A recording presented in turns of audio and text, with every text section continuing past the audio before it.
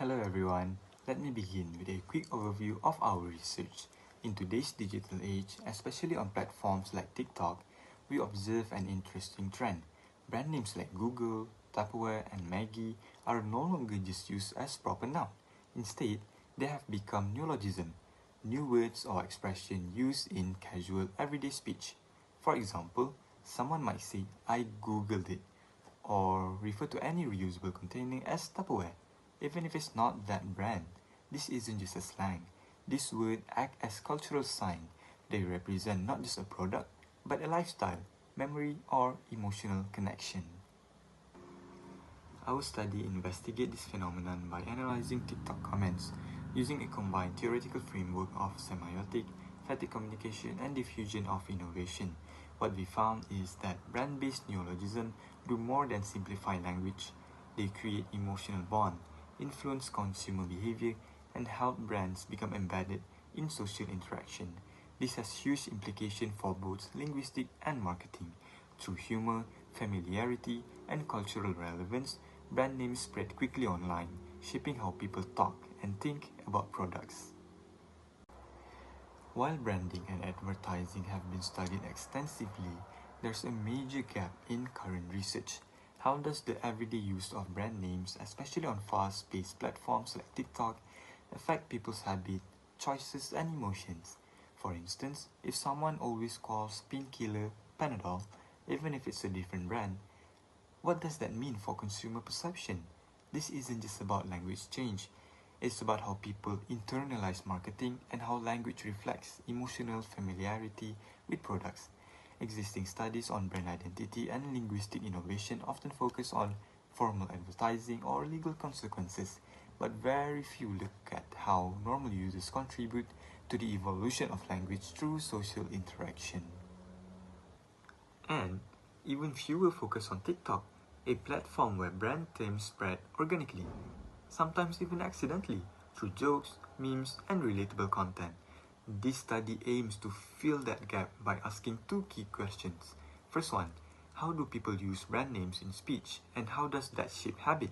Second one, how does advertising influence the creation and spread of this neologism? By understanding this, we can better grasp how language evolves in real time and how marketing plays a silent but powerful role in that process. Next, for the objective of our study, we aim to firstly to explore how product branding contribute to the creation of neologism. This involves examining how brand invent or adapt words to create unique product identities. Secondly, to examine why neologisms are effective in attracting and engaging consumers. The study will look into how new words capture consumers' attention and influence their perception and interest. And the third one is to define and analyze the role of neologism in product marketing. This includes understanding how neologism function across various marketing platforms and their impact on brand communication. Moving on to our refined literature review, neologisms, according to Britannica, is the creation of new words and expression. It is also on a continuum from entirely novel words to fully established lexemes that are familiar to the speech community. So under neologisms, we will be focusing on three aspects, which is semiotics, phatic communication, and also diffusion of innovations. So first of all, semiotic is the study of all the signs and symbols in a particular culture that is contained in a brand. This is mentioned by Luke Horo. Second, we have phatic communication. Phatic communication is where language is used to establish social interaction among people rather than conveying or receiving information. This is where the words or phrases used are almost irrelevant because they are only used to fulfill the social interaction and they function only as linguistic expression. This is mentioned by Fadil. And lastly, we have diffusion of innovations. Diffusions of innovations basically means that they transport neologism words through the continuum that I mentioned earlier, while the words are increasingly used in the speech community. Moving on to methodology. For this study, we adopted a qualitative research design focusing specifically on content analysis of TikTok advertisements that use neologisms or generic trademark. Brand names like Maggie or Google, they are used as everyday words.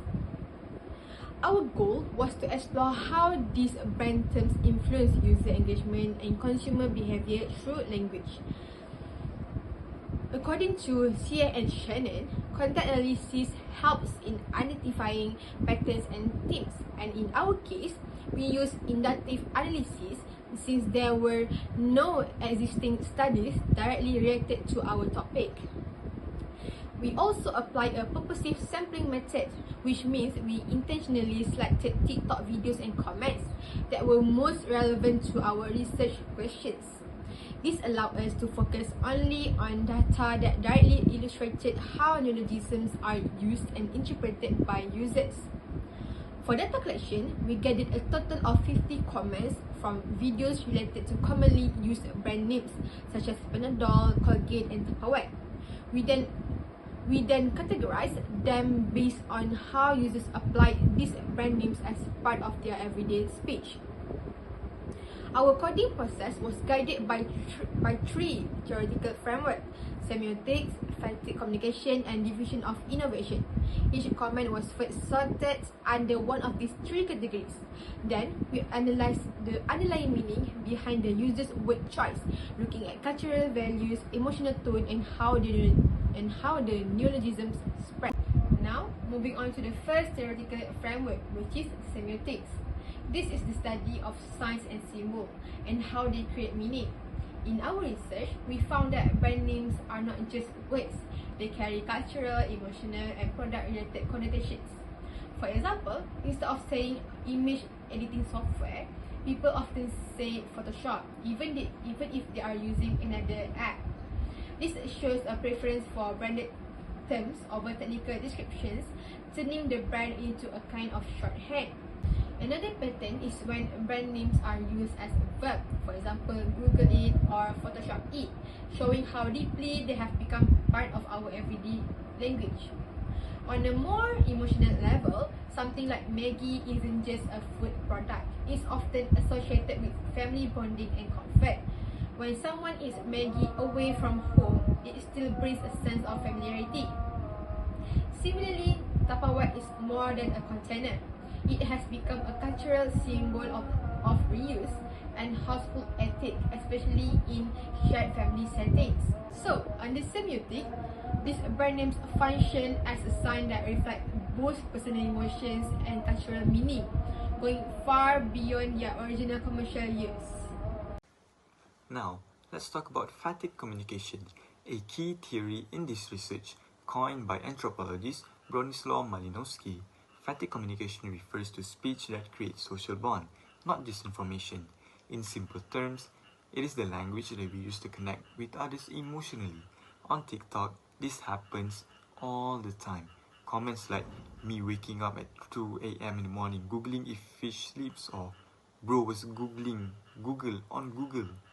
They use humor to build a shared digital experience. Even more interestingly, users use brand names like Tupperware, Panadol, or Nescafe to express love, happiness, or even sarcasm. For example, Nescafe paling sedap di dunia shows joy and brand loyalty, saying that Nescafe is the most delicious brand in the world. Next one is Crocs are fine, not Crocs the brand, expresses annoyance towards the pricing.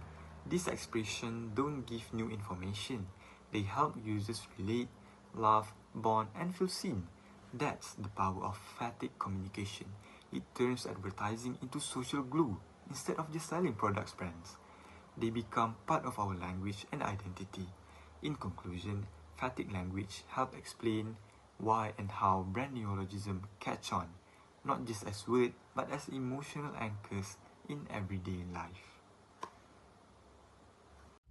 Based on the data that we have, we notice that there is the use of phatic communication of love, where the language used not to exchange information, but to build social relationship by shared advice with emotional and cultural resonance. Next, people also use brand name not just to refer to products, but also to express emotion, build social bonds, or even joke sarcastically. So there is the use of phatic communication or sarcasm. This shows how brand name function as emotional or cultural tools in everyday conversation, especially on media social.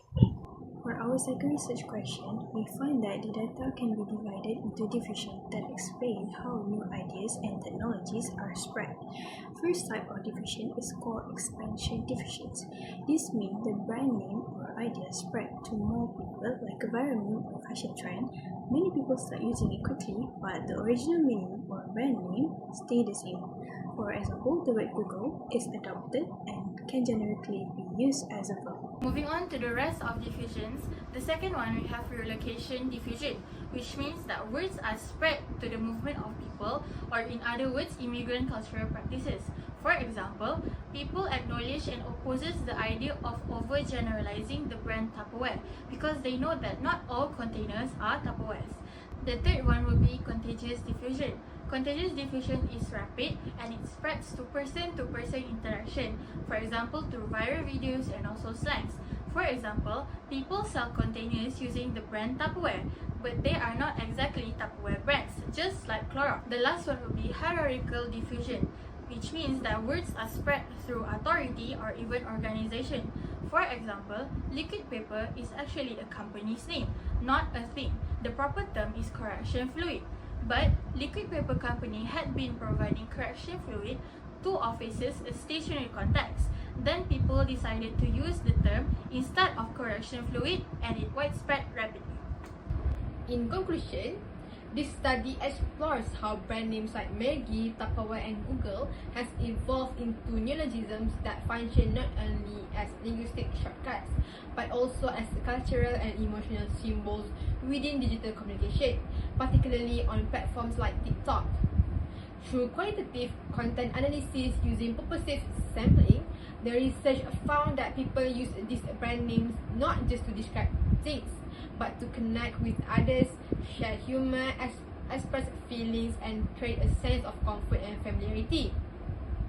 Based on the framework of semiotic, factic communication, and diffusion of innovations, the research shows that these terms are used to build social bonds, express relatable emotions, and spread rapidly through digital interactions.